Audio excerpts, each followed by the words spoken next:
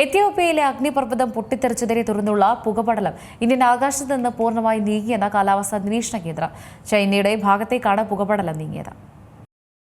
കിഴക്കൻ ആഫ്രിക്കൻ രാജ്യമായ എത്യോപ്യയിലെ ഹെയ്ലി ഖബി അഗ്നിപർവ്വതം പൊട്ടിത്തെറിച്ചതിനെ തുടർന്നുള്ള പുകപടലം ഇന്ത്യൻ ആകാശത്ത് നിന്ന് പൂർണ്ണമായി നീങ്ങിയെന്ന് കാലാവസ്ഥാ നിരീക്ഷണ കേന്ദ്രം അറിയിച്ചു. ചൈനയുടെ ഭാഗത്തേക്കാണ് പുകപടലം നീങ്ങിയത്. തിങ്കളാഴ്ച രാത്രിയോടെയാണ് പുകപടലം ഇന്ത്യയിലെത്തിയത്. ഉത്തരേന്ത്യൻ ആകാശത്ത് വ്യാപിച്ച പുകപടലം കാരണം 20-ലേറെ ആഭ്യന്തര രാജ്യാന്തര വിമാന സർവീസുകൾ റദ്ദാക്കിയിരുന്നു. ഒട്ടേറെ വിമാനങ്ങൾ വഴിതിരിച്ചു വിടുകയും ചെയ്തിരുന്നു. നിലവിൽ ആശങ്കപ്പെടേണ്ട സ്ഥിതിയില്ലെന്നും സംഭവം സൂക്ഷ്മമായി നിരീക്ഷിക്കുകയാണെന്നും വ്യോമയാന മന്ത്രാലയം അറിയിച്ചു.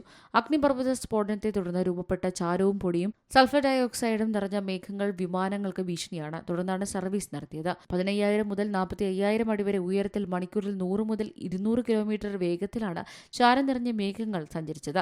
ഇവ യമൻ, ഒമാൻ വഴി അറബിക്കടൽ കടന്ന് തിങ്കളാഴ്ച രാത്രിയോടെ ഗുജറാത്ത്, രാജസ്ഥാൻ, മഹാരാഷ്ട്ര, ഡൽഹി, ഹരിയാന, പഞ്ചാബ് മേഖലകളിൽ വ്യാപിച്ചിരുന്നു.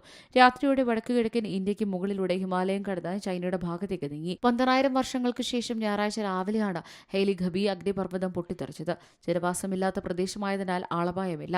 1617 അടിയാണ് ഹെയ്ലി ഖബിയുടെ ഉയരം. 14 കിലോമീറ്റർ ഉയരത്തിലേക്കാണ് ചാരവും പുകയും തെറിച്ചത്. News desk C Malayalam news. ഏറ്റവും പുതിയ വാർത്തകളും വിശേഷങ്ങളും വിരൽ തുമ്പിലറിയാൻ സി മലയാളം ന്യൂസ് എല്ലാ ഡിജിറ്റൽ പ്ലാറ്റ്ഫോമുകളിലും ലഭ്യം.